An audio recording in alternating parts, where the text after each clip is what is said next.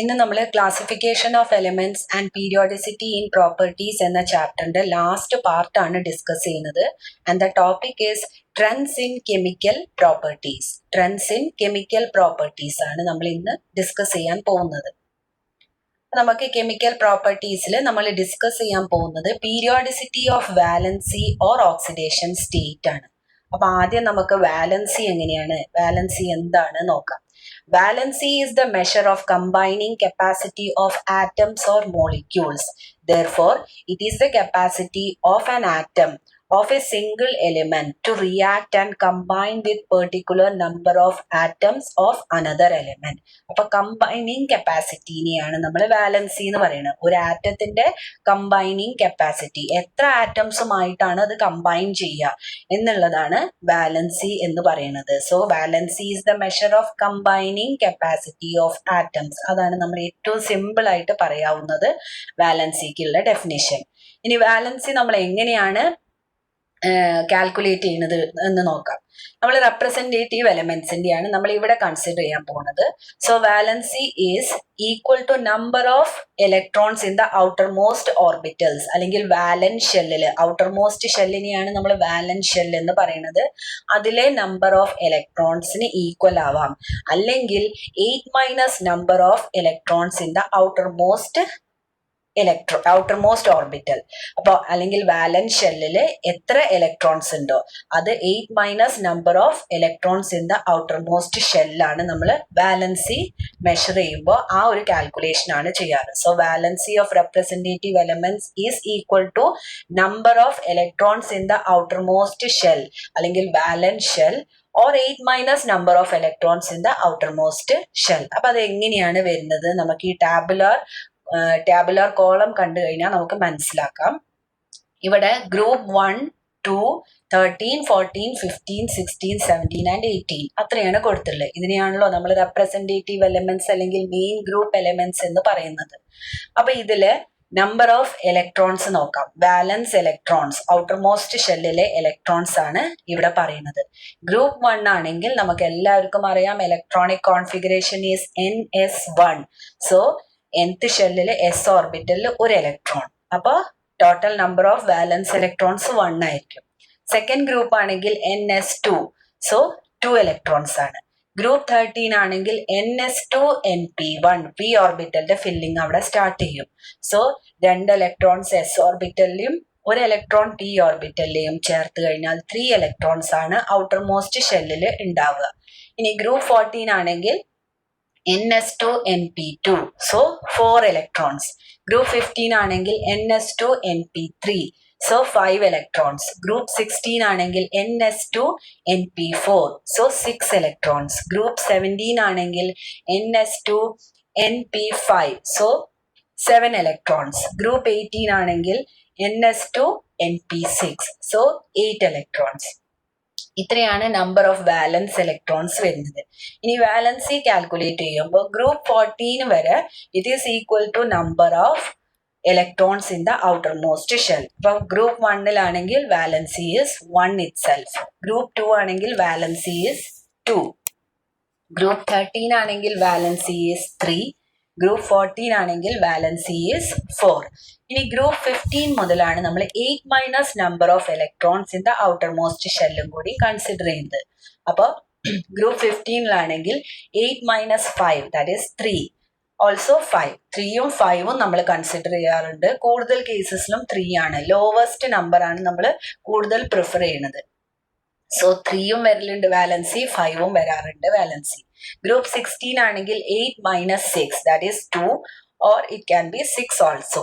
Group 17 ആണെങ്കിൽ 8 - 7 that is 1, or 7 also.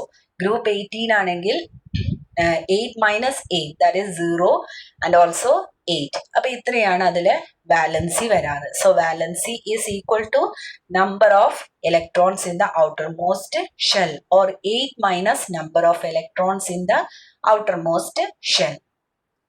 Valency വെച്ചിട്ട് നമുക്ക് 2 എലിമെന്റ്സ് കമ്പൈൻ ചെയ്ത് കഴിഞ്ഞാൽ കിട്ടുന്ന കോമ്പൗണ്ടിന്റെ ഫോർമുല പ്രെഡിക്റ്റ് ചെയ്യാവുന്നതാണ്. അപ്പൊ അത് എങ്ങനെയാണ് നോക്കാം.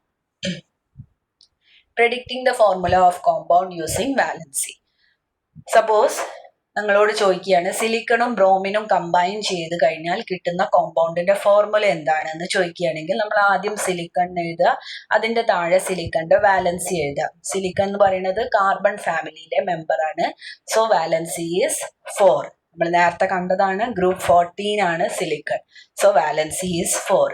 ഇനി ബ്രോമിൻ ആണെങ്കിൽ ഗ്രൂപ്പ് 17 ആണ്. സോ ചെറിയ വാലൻസി കൺസിഡർ ചെയ്യുക, ദാറ്റ് ഈസ് 1. സോ അതിന്റെ താഴെ 1 എഴുതുക. എന്നിട്ട് ക്രോസ് മൾട്ടിപ്ലൈ ചെയ്യുക. സിലിക്കൺ 1 ആയിട്ട് മൾട്ടിപ്ലൈ ചെയ്യുക, ബ്രോമിൻ 4 മൾട്ടിപ്ലൈ ചെയ്യുക. So the formula is SiBr4. ഇനി അതേപോലെ അലുമിനിയം സൾഫറും കമ്പൈൻ ചെയ്യുമ്പോൾ കിട്ടുന്ന കോമ്പൗണ്ടിന്റെ ഫോർമുല എന്താന്ന് ചോദിച്ചു കഴിഞ്ഞാൽ അലുമിനിയം നമുക്ക് എല്ലാവർക്കും അറിയാം. അലുമിനിയം എന്ന് പറയുന്നത് ഗ്രൂപ്പ് 15 വരിക. സോ നൈട്രജൻ ഫാമിലി ഗ്രൂപ്പ് 13 വരിക. സോ 3 ആണ് വാലൻസി വരിക. സോ 3 എഴുതുക. സൾഫർ എന്ന് പറയുമ്പോൾ ഓക്സിജൻ ഫാമിലിയാണ്. ഓക്സിജൻ ഫാമിലി എന്ന് പറയുമ്പോൾ ഗ്രൂപ്പ് 16 ആണ്. So valency is 2. ചെറിയ വാലൻസി കൺസിഡർ ചെയ്യുക. എന്നിട്ട് നമ്മൾ ക്രോസ് മൾട്ടിപ്ലൈ ചെയ്യുക. So Al2S3. ഇനി നൈട്രജനും ഹൈഡ്രജനും ആണെങ്കിൽ അവിടെ നൈട്രജൻ ഫാമിലിന്റെ വാലൻസി ഗ്രൂപ്പ് 15 ആണ്. സോ 3 ആണ് വാലൻസി എഴുതേണ്ടത്. പിന്നെ ഹൈഡ്രജൻ എന്ന് പറയുമ്പോൾ ഗ്രൂപ്പ് 1 ആണ്. സോ 1 ആണെങ്കിൽ വാലൻസി ഈസ് 1. അപ്പോൾ അതതിന്റെ താഴെ എഴുതിയിട്ട് ക്രോസ് മൾട്ടിപ്ലൈ ചെയ്യുക. അപ്പൊ NH3 ആണ് അവിടെ ഫോർമുല വരിക. സോ ഇത് വെച്ചിട്ട് നമുക്ക് കോമ്പൗണ്ട്സിന്റെ ഫോർമുല പ്രെഡിക്റ്റ് ചെയ്യാവുന്നതാണ്. അപ്പൊ 2 എലിമെന്റ്സ് കമ്പൈൻ ചെയ്യുമ്പോൾ കിട്ടുന്ന കോമ്പൗണ്ട് എന്താന്ന് ചോദിച്ചു കഴിഞ്ഞാൽ നമുക്ക് ഈ വാലൻസി വെച്ചിട്ട് പെട്ടെന്ന് പ്രെഡിക്റ്റ് ചെയ്യാം. ഇനി ചില കേസസിൽ ചെറിയ മൈന്യൂട്ട് ആയിട്ടുള്ള ഡിഫറൻസസ് വരാറുണ്ട്, പക്ഷെ കൂടുതൽ കേസസിലും ഇത് കറക്റ്റ് ആയിട്ട് വരുന്നുണ്ട്. വാലൻസി വെച്ചിട്ട് നമുക്ക് കോമ്പൗണ്ടിന്റെ ഫോർമുല പ്രെഡിക്റ്റ് ചെയ്യാവുന്നതാണ്. Next is oxidation state. Oxidation state of an element in a particular compound can be defined as the charge acquired by an atom on the basis of electronegative consideration of the other atom in the molecule. Oxidation state എന്താന്ന് ചോദിച്ചു കഴിഞ്ഞാൽ ഒരു element acquire ചെയ്യുന്ന ചാർജിനെയാണ് നമ്മൾ oxidation state എന്ന് പറയുന്നത്. എന്തിനെ base ചെയ്തിട്ടാണ് ഈ ചാർജ് അക്വയർ ചെയ്യുന്നത്? On the basis of electronegativity of the other atom to which it is bonded. അത് ആരുമായിട്ടാണോ ബോണ്ട് ഫോം ചെയ്തത്, ഏത് ആറ്റമായിട്ടാണോ ബോണ്ട് ഫോം ചെയ്തത്, അതിന്റെ ഇലക്ട്രോനെഗറ്റിവിറ്റിക്ക് അനുസരിച്ച് നമുക്ക് അത് അക്വയർ ചെയ്യുന്ന ചാർജിനെയാണ് നമ്മൾ ഓക്സിഡേഷൻ സ്റ്റേറ്റ് എന്ന് പറയുന്നത്. So oxidation state of N element in A particular compound can be defined as the charge acquired by an atom on the basis of electronegative consideration of the other atom in the molecule. ഒരു element അല്ലെങ്കിൽ ഒരു atom acquire ചെയ്യുന്ന ചാർജിനെയാണ് നമ്മൾ oxidation state എന്ന് പറയുന്നത്. ആ charge acquire ചെയ്യുക എങ്ങനെയാണെന്ന് വെച്ചാൽ അത് ഏത് ആറ്റവുമായിട്ടാണോ കമ്പൈൻ ചെയ്തിട്ടുള്ളത് അതിന്റെ ഇലക്ട്രോനെഗറ്റിവിറ്റിക്ക് അനുസരിച്ചാണ് നമ്മൾ അതിന്റെ ചാർജ് കണക്കാക്കാറ്. അപ്പൊ അതെങ്ങനെയാണ് നോക്കാം. Consider 2 oxygen containing compounds. 2 oxygen containing compounds consider ചെയ്യാം, OF2 ആൻഡ് Na2O. ഇനി ഇതിൽ നമ്മൾ ഇലക്ട്രോനെഗറ്റിവിറ്റി നോക്കുമ്പോൾ നമുക്കറിയാം ഏറ്റവും കൂടുതൽ ഇലക്ട്രോനെഗറ്റീവ് ആയിട്ടുള്ള ഈ കൂട്ടത്തിൽ ഇവിടെ 3 എലിമെന്റ്സ് ആണ് ഉള്ളത്. ഓക്സിജൻ ഉണ്ട്, ഫ്ലൂറിൻ ഉണ്ട്, സോഡിയം ഉണ്ട്. ഈ 2 കോമ്പൗണ്ട്സിലും കോമൺ ആയിട്ട് ഓക്സിജൻ വരുന്നുണ്ട്.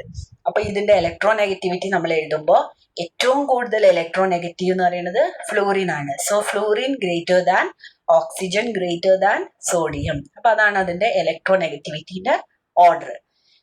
ഇനി thus in the case of OF2, ആദ്യം നമുക്ക് OF2ന്റെ കേസ് എടുക്കാം. നമുക്കറിയാം ഓക്സിജൻ ആണ് ഏറ്റവും കൂടുതൽ ഇലക്ട്രോനെഗറ്റീവ്. അപ്പൊ ഓക്സിജൻ എന്തായാലും -1 ചാർജ് ആണ് അക്വയർ ചെയ്യുക. ഇലക്ട്രോനെഗറ്റിവിറ്റി കൂടിയത് നെഗറ്റീവ് ഓക്സിഡേഷൻ സ്റ്റേറ്റ് ആണ് അക്വയർ ചെയ്യുക. അപ്പൊ ഒരു ഫ്ലൂറിൻ -1 ചാർജ് അക്വയർ ചെയ്ത് കഴിഞ്ഞാൽ ഇവിടെ 2 ഫ്ലൂറിൻ ഉണ്ടല്ലോ, അപ്പോ 2 നെഗറ്റീവ് ചാർജ് വരും. സോ -2 ആയിരിക്കും ടോട്ടൽ ഫ്ലൂറിന്റെ ചാർജ്. ഓരോ ഫ്ലൂറിനും -1 ചാർജ് അക്വയർ ചെയ്യുന്നുണ്ട്. അങ്ങനത്തെ 2 ഫ്ലൂറിൻ ഉണ്ട് ഇവിടെ. So total charge is -2. ഓരോ ഫ്ലൂറിനും -1 ചാർജ് അക്വയർ ചെയ്യുന്നുണ്ട്. അപ്പോ ഇവിടെ 2 ഫ്ലൂറിൻ ഉള്ളത് കാരണം -1 2 പ്രാവശ്യം വരും. സോ -2 ചാർജ് ആണ്. -1 × 2 എന്ന് ചെയ്യണം. അപ്പോൾ -2 ചാർജ് ആണ് ഇവിടെ വരിക. ഈ -2 ചാർജിനെ കോമ്പൻസേറ്റ് ചെയ്യുക അല്ലെങ്കിൽ ന്യൂട്രലൈസ് ചെയ്യണം എന്നുണ്ടെങ്കിൽ ഓക്സിജൻ ഷുഡ് അക്വയർ +2 ചാർജ്. കാരണം OF2 എന്ന മോളിക്യൂൾ ഒന്നിച്ചു നോക്കുമ്പോൾ ചാർജ് ഒന്നും ഇല്ലാത്ത ന്യൂട്രൽ ആയിട്ടുള്ള മോളിക്യൂളാണ്. അപ്പൊ ഫ്ലൂറിനിൽ എത്ര ചാർജ് ഉണ്ടോ അതിനെ ന്യൂട്രലൈസ് ചെയ്യുന്ന ചാർജാണ് ഓക്സിജൻ എക്സിബിറ്റ് ചെയ്യുക. അപ്പൊ ഫ്ലൂറിൻ ടോട്ടൽ -2 ചാർജ് ആണെങ്കിൽ ഓക്സിജന്റെ ചാർജ് എന്ന് പറയുന്നത് +2 ആയിരിക്കും. സോ +2 ആൻഡ് -2 ആ രണ്ട് ചാർജും ക്യാൻസൽ ചെയ്ത് പോവും.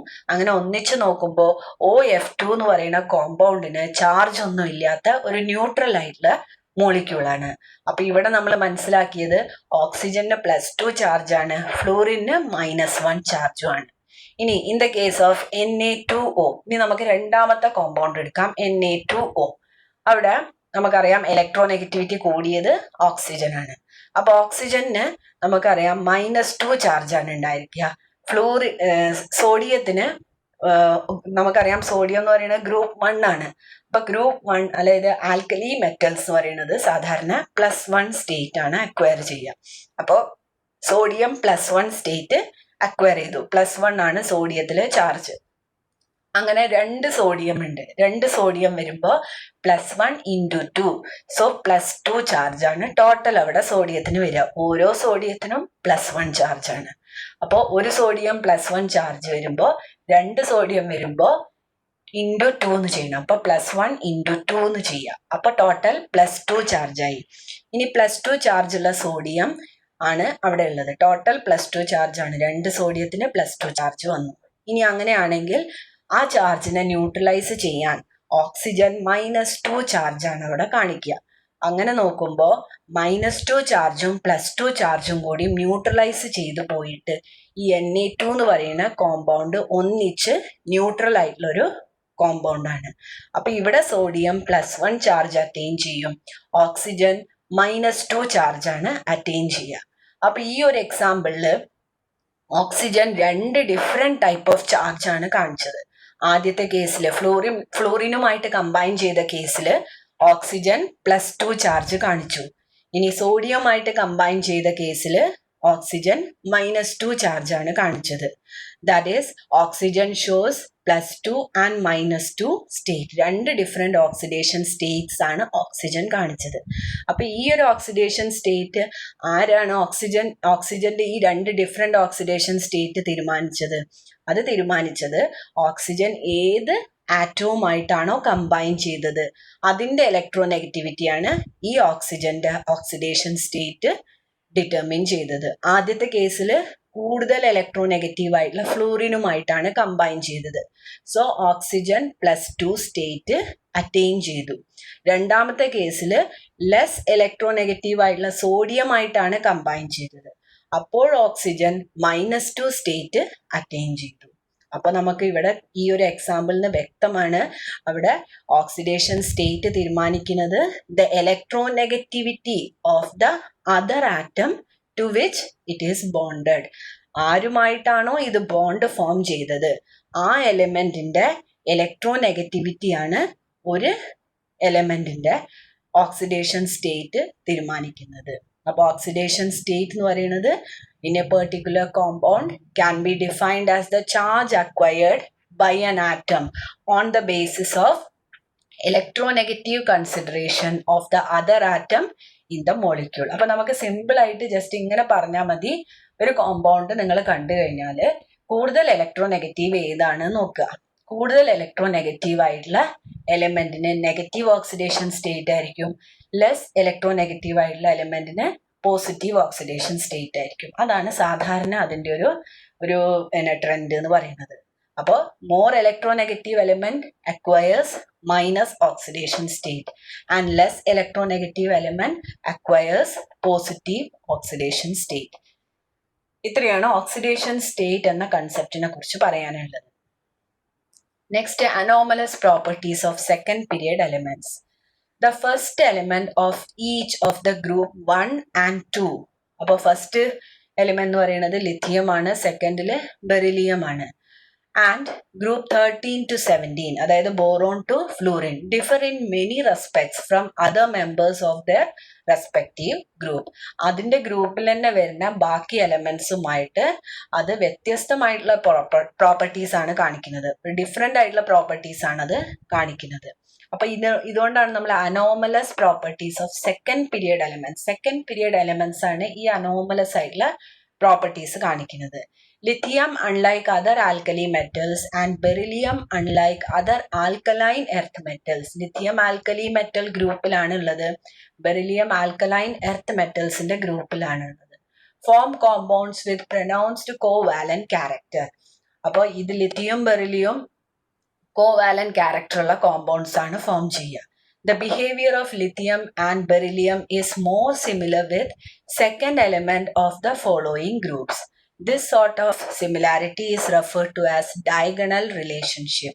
ഈ ലിത്തിയം ബെറിലിയം എന്ന് പറയുന്നത് തൊട്ടടുത്തുള്ള ഗ്രൂപ്പിലെ സെക്കൻഡ് മെമ്പറുമായിട്ടാണ് കൂടുതൽ സിമിലാരിറ്റി കാണിക്കുന്നത്. അപ്പൊ ഡയഗണൽ ആയിട്ടുള്ള ഒരു സിമിലാരിറ്റിയാണ് അവിടെ കാണിക്കുന്നത്. അതുകൊണ്ട് തന്നെ നമ്മൾ ഇതിനെ ഡയഗണൽ റിലേഷൻഷിപ്പ് എന്ന് പറയും. അപ്പൊ ഇതെങ്ങനെയാണെന്നുള്ളത് ഈ പിക്ചറിന് നമുക്ക് വ്യക്തമാവും. ഇവിടെ കൊടുത്തിട്ടുള്ളത് മെയിൻ ഗ്രൂപ്പ് എലിമെന്റ്സ് ആണ്. അപ്പൊ പീരിയഡ് 2 ഉണ്ട്, പീരിയഡ് 3 ഉണ്ട്. പീരിയഡ് 2ലെ എലിമെന്റ്സ് ആണ് ഈ ഒരു അനോമലസ് ബിഹേവിയർ കാണിക്കുന്നത്. അതുകൊണ്ടാണ് നമ്മൾ ഇതിനെ anomalous behaviour of second period elements എന്ന് പറയുന്നത്. ഇപ്പൊ ആക്ച്വലി ലിഥിയം എന്ന് പറയുന്നത് ഫസ്റ്റ് ഗ്രൂപ്പിലാണ്, പക്ഷെ it show similarity with magnesium എന്ന് പറയുന്നത് തൊട്ടടുത്ത ഗ്രൂപ്പിലെ സെക്കൻഡ് മെമ്പർ ആണ്. അപ്പൊ ഡയഗണൽ ആയിട്ടുള്ള ഒരു റിലേഷൻഷിപ്പ് ആണ് അവിടെ കാണിക്കുന്നത്. അതേപോലെ ബെറിലിയം നോക്കുകയാണെങ്കിൽ ബെറിലിയം ആക്ച്വലി സെക്കൻഡ് ഗ്രൂപ്പ് ആണ്, പക്ഷെ അത് മെഗ്നീഷ്യം ആയിട്ടല്ല സിമിലാരിറ്റി കാണിക്കുന്നത്.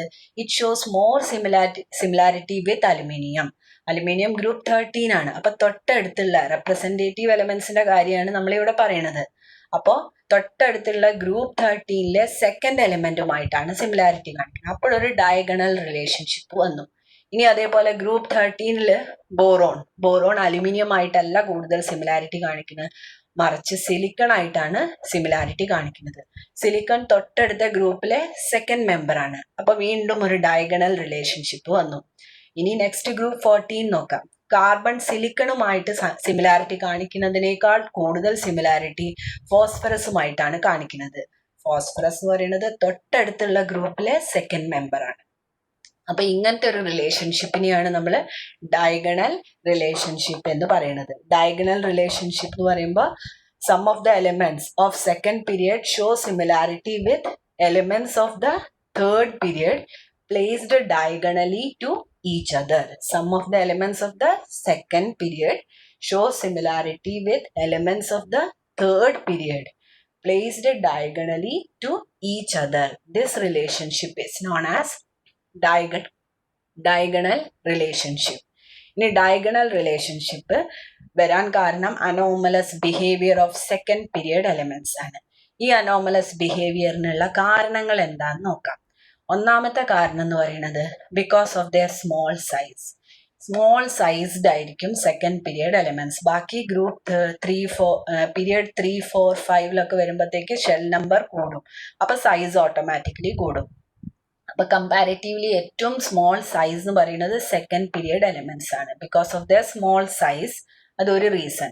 രണ്ടാമത്തെ റീസൺ എന്ന് പറയുന്നത് because of their large charge by radius ratio. നമുക്കറിയാം സൈസ് കുറവാണെങ്കിൽ റേഡിയസ് കുറവായിരിക്കും. അപ്പൊ നമ്മൾ ചാർജ് ഡിവൈഡഡ് ബൈ റേഡിയസ് ചെയ്യുമ്പോൾ ഡിനോമിനേറ്റർ കുറയുമ്പോൾ എന്തായാലും ഈ റേഷ്യോ കൂടും ബാക്കിയുള്ള എലിമെന്റ്സുമായിട്ട് കമ്പയർ ചെയ്യുമ്പോൾ. കാരണം ബാക്കിയുള്ളതിലൊക്കെ റേഡിയസ് കൂടുതലായിരിക്കും. അപ്പൊ ഡിനോമിനേറ്റർ കുറയുമ്പോൾ ഈ റേഷ്യോ കൂടുകയാണ് ചെയ്യുക ബാക്കി എലിമെന്റ്സിനൊക്കെ. പക്ഷെ ഈ സെക്കൻഡ് പീരിയഡ് എലിമെന്റ്സിന് മാത്രം സൈസ് കുറവായതുകൊണ്ട് ചാർജ് ബൈ റേഡിയസ് എടുക്കുമ്പോൾ റേഡിയസ് സ്മോൾ ആയതുകൊണ്ട് നമുക്ക് ഈ റേഷ്യോ കൂടുതലാണ് കിട്ടുക. മൂന്നാമത്തെ റീസൺ എന്ന് പറയുന്നത് high electronegativity of this elements. ഈ എലിമെന്റ്സിനായിരിക്കും സെക്കൻഡ് പീരിയഡ് എലിമെന്റ്സിനാണ് ഏറ്റവും കൂടുതൽ ഇലക്ട്രോനെഗറ്റിവിറ്റി ഉള്ളത്. താഴത്തേക്ക് വരുന്നതിനനുസരിച്ച് ഇലക്ട്രോനെഗറ്റിവിറ്റി കുറഞ്ഞു വരികയാണ് ചെയ്യുക. അത് നമ്മൾ പഠിച്ചതാണ്. As we move down the group as the size increases electronegativity decreases എന്ന് പറഞ്ഞു. അപ്പൊ സെക്കൻഡ് പീരിയഡ് എലിമെന്റ്സിനാണ് ഏറ്റവും ഹൈയസ്റ്റ് ഇലക്ട്രോനെഗറ്റിവിറ്റി ഉള്ളത്. And they have only 4 valence orbitals. അതായത് സെക്കൻഡ് ഷെല്ലിൽ 2s ആൻഡ് 2p ഓർബിറ്റൽസേ പോസിബിൾ ഉള്ളൂ എന്ന് പറഞ്ഞു. S orbital is of 1 type, P orbital is of 3 type. അപ്പൊ എസ് ഓർബിറ്റൽ ഒരു ടൈപ്പും പി ഓർബിറ്റൽ 3 ടൈപ്പും ആണ്. സോ 1 + 3 4 വാലൻസ് ഓർബിറ്റൽസ് ആണ് ഈ സെക്കൻഡ് പീരിയഡ് എലമെന്റ്സിനുള്ളത്. എന്നാൽ തേർഡ് പീരിയഡ് എലമെന്റ്സിൽ നമ്മൾ പഠിച്ചിട്ടുണ്ട് തേർഡ് ഷെല്ലിൽ 3s ഉണ്ട്, 3p ഉണ്ട്. 3d എനർജി വൈസ് അവൈലബിൾ അല്ല, എന്നാലും 3d അവിടെ ഉണ്ട്. എനർജി വൈസ് 4s ഫില്ല് ചെയ്തിട്ടേ 3d ഫില്ല് ചെയ്യാൻ പാടുള്ളൂ. പക്ഷെ തേർഡ് ഷെല്ലിൽ 3d എന്ന് പറഞ്ഞൊരു ഓർബിറ്റൽ അവിടെ ഉണ്ട്. അപ്പൊ S orbital is of 1 type, P orbital is of 3 type and D orbital is of 5 type. So total 9 valence orbitals ആണ് തേർഡ് ഷെല്ലിൽ ഉള്ളത്. അപ്പൊ ഇവിടെ കാര്യമായിട്ടുള്ള ഡിഫറൻസ് പറയുന്നത് ഡി ഓർബിറ്റലിന്റെ ആബ്സെൻസ് ആണ്. അവിടെ 4 ആണ്, ഇവിടെ 9 ആണ്. ഇവിടെ 9 വരാൻ കാരണം ഈ എക്സ്ട്രാ 5 വന്നതാണ്. ഡി ഓർബിറ്റലിൽ 5 ഓർബിറ്റൽസ് ഉണ്ട് എന്ന് നമ്മൾ പറഞ്ഞു. അപ്പൊ ഈ എക്സ്ട്രാ 5 ഓർബിറ്റൽസ് വരുന്നതാണ് ഇവിടെ ഇത്രയും വ്യത്യാസം വരാൻ കാരണം. അപ്പൊ സെക്കൻഡ് പീരിയഡ് എലിമെന്റ്സിന്റെ ഏറ്റവും പ്രധാനപ്പെട്ട വേറൊരു ഡിഫറൻസ് എന്ന് പറയുന്നത് ആബ്സെൻസ് ഓഫ് ഡി ഓർബിറ്റൽ ആണ്. ഡി ഓർബിറ്റൽ അവർക്ക് ഇല്ല. എന്നാൽ തേർഡ് പീരിയഡ് മുതൽ ഡി ഓർബിറ്റൽ പ്രസന്റ് ആണ്. അപ്പൊ ഈ 4 റീസൺ ആണ് anomalous behaviour of second period എലിമെന്റ്സിന് ആ ഒരു ബിഹേവിയർ കാണിക്കാനുള്ള കാരണം. എന്തൊക്കെയാണ്? ഒന്നാമത്തത് because of their small size, second one is because of their large charge by radius ratio, മൂന്നാമത്തത് ഹൈ ഇലക്ട്രോ നെഗറ്റിവിറ്റി ആൻഡ് നാലാമത്തത് ആബ്സെൻസ് ഓഫ് ഡി ഓർബിറ്റൽ. ഇത് ഇമ്പോർട്ടൻ്റ് ആണ്. സെക്കൻഡ് ഇയറിലൊക്കെ നമുക്ക് ആവശ്യമുള്ള ഒരു കാര്യമാണ്. അനോമലസ് ബിഹേവിയറിന് കാരണം എന്താന്നുള്ളത് പലപ്പോഴും ചോദിക്കാറുണ്ട്. ഈ അനോമലസ് ബിഹേവിയർ കാരണം they display greater ability to form p-pi multiple bond to itself. p-pi multiple bond എന്ന് പറഞ്ഞു കഴിഞ്ഞാൽ പി ഓർബിറ്റൽസ് ഓവർലാപ്പ് ചെയ്തിട്ട് ഫോം ചെയ്യുന്ന മൾട്ടിപ്പിൾ ബോണ്ടിനെയാണ് നമ്മൾ p-pi മൾട്ടിപ്പിൾ ബോണ്ട് എന്ന് പറയുന്നത്. പി ഓർബിറ്റൽസ് തമ്മിൽ ഓവർലാപ്പ് ചെയ്തിട്ട് ഫോം ചെയ്യുന്ന മൾട്ടിപ്പിൾ ബോണ്ടാണ്. അപ്പൊ carbon carbon double bond is possible. Carbon carbon ആയിട്ട് തന്നെ ഡബിൾ ബോണ്ട് ഫോം ചെയ്യും, ട്രിപ്പിൾ ബോണ്ട് ഫോം ചെയ്യും. നൈട്രജൻ നൈട്രജനുമായിട്ട് ഡബിൾ ബോണ്ടും ട്രിപ്പിൾ ബോണ്ടും ഫോം ചെയ്യുന്നുണ്ട്. അപ്പോൾ ഇതും സെക്കൻഡ് പീരിയഡ് എലമെന്റ്സിന്റെ ഒരു പ്രത്യേകതയാണ്. They have ability to form multiple bond with itself. അതുമായിട്ട് തന്നെ മൾട്ടിപ്പിൾ ബോണ്ട് ഫോം ചെയ്യാനുള്ള എബിലിറ്റി ഉണ്ട്. And to other second period elements. അതേപോലെ ആ സെക്കൻഡ് പീരിയഡിൽ വരുന്ന ബാക്കി എലമെന്റ്സുമായിട്ടും അത് മൾട്ടിപ്പിൾ ബോണ്ട് ഫോം ചെയ്യുന്നുണ്ട്. For example, carbon forms double bond with oxygen, carbon forms double bond and triple bond with nitrogen, nitrogen forms double bond with oxygen.